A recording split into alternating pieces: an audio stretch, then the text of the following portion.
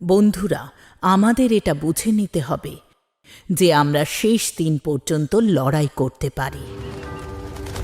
তুমি ক্যাটাগরি 6 এর নয়, কিন্তু ক্যাটাগরি 7 এর তাণ্ডব দেখতে পারো।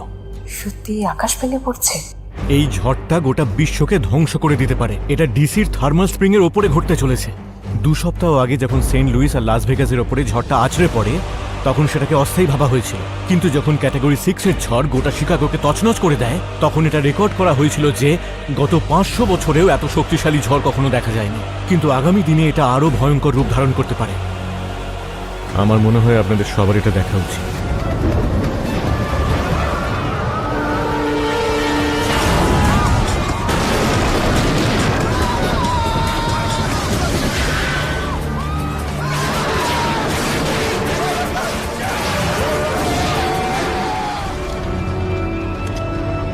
অনেক দেরি হয়ে গেছে।